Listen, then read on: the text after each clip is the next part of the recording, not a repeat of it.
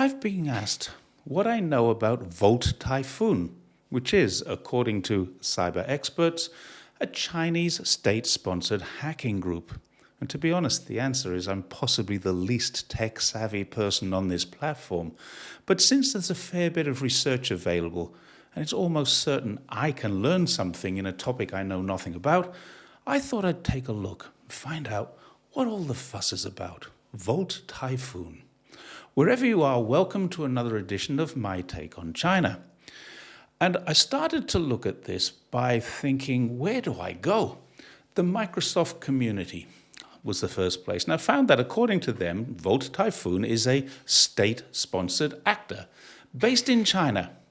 And it typically focuses on espionage and information gathering. Now, that's a pretty serious accusation. But what's interesting is the wording. It's based in China, but nowhere does it say this is a Chinese state-sponsored organization. It could easily be a US state-sponsored organization, except that it's been hitting US infrastructure. I had to laugh when I went on because they go on to say that they've been targeting communications between US and Asia. But then specifically, it's the US and Guam.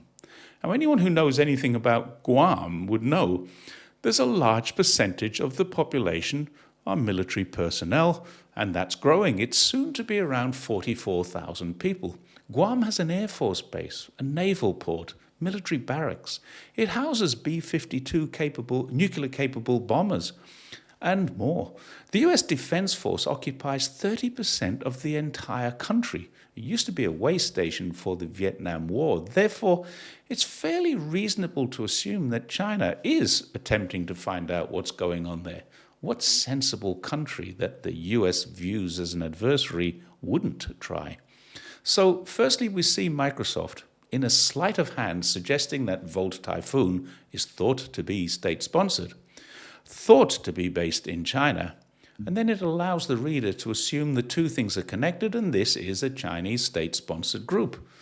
Incredibly, the US Army put out a report, it's over 300 pages long, saying North Korean hackers are known to operate out of other countries, including Belarus, China, India, Malaysia, and Russia. So let's not get too ahead of ourselves. Volt Typhoon is only thought to be in China, and knowing that right now I'm using a VPN which tells people I'm not in China, I would suspect that if I had the knowledge, skills, and ability to hack into military infrastructure on Guam, that I'm not going to leave a trail of breadcrumbs to my front door. And I would assume I have the capability to pretend I'm somewhere other than sitting at my kitchen table in China. According to China, if the US gives them any evidence, they will act to remove this. But so far, no one's been able to prove anything or provide that evidence, so China has nothing to act on. In other words, someone is hacking the US systems, and they're blaming China, probably because someone else once told them that there's this Chinese kid who's a really good hacker. I have no idea what other evidence has been offered. I'm certainly not found any in the couple of days that I've been looking. But then I'm not a hacker, so where would I go to look? On the one hand, it could be Chinese hacking, a group sponsored by the Chinese military, with all the aggressive threats and postures that that's the US posing to China. Who could blame China for that? Certainly not me. It could be a bunch of students having fun in Australia or someone else by pretending they're in China. But on the other hand, it could be a spotty little kid in his or her mum's basement in Virginia, next door to Langley. What success the FBI has had is limited. They were very proud of closing down Hive ransomware, but they haven't recovered any of the blackmail money, if that was paid, nor have they made any arrests. This was a group that's believed to have been responsible for up to 15% of all the hacks in the USA. Another success of the FBI was closing down the Russian-speaking Quackbot ransomware group, where, again, no arrests were made, but they did recover $8 million in cryptocurrency. Sadly, that's only a tiny portion of the hundreds of millions that the FBI believe have been lost. So, one failure has been the emergence of CLOP, It's described again as a Russian-speaking group of hackers who make demands of millions of dollars from corporate hacks.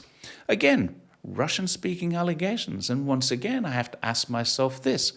If I was a Russian hacker and making millions from extortion, and I'm able to hide my location for years from the FBI, would I not be capable of disguising my voice or employing an English-speaking sidekick to take suspicion away from my Russianness? Or would I hire a Russian, disguise my voice to take suspicion away from my non-Russianness?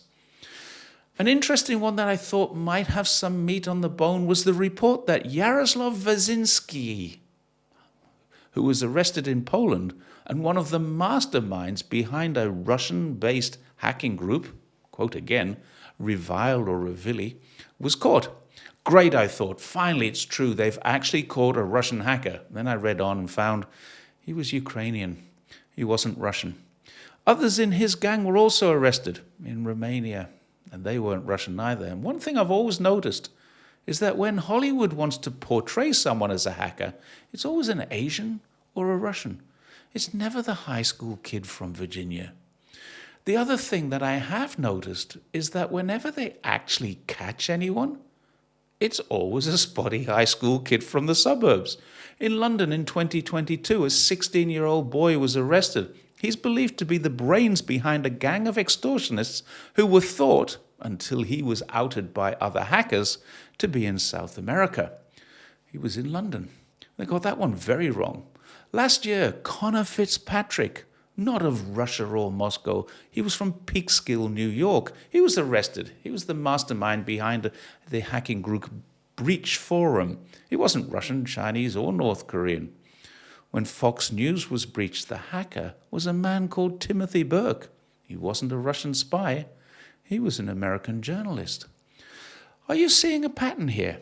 Every time there's a hack or a breach that is undiscovered, allegations fly that it's Chinese, it's Korean, it's Russian, or it's some operative working out of a place that the US doesn't like. But every time there's an arrest, it's a nerd or a geek from the suburbs. So next time we see allegations of Russian hackers, let's remember who it is that's getting arrested, charged, and convicted before we start believing the state-sponsored labels that they're tagged with. So far, there have been many allegations, but no arrests of anyone who is either Russian, North Korean, or Chinese. What does that tell you? Go online and do a Google search, hacker arrested. See what comes up. None of them are Russian, Chinese, or North Korean. I wonder why. Thanks once again for watching my take on China, and I will see you next time. Please don't forget, like, share, and check that subscribe button. See you then. Bye-bye.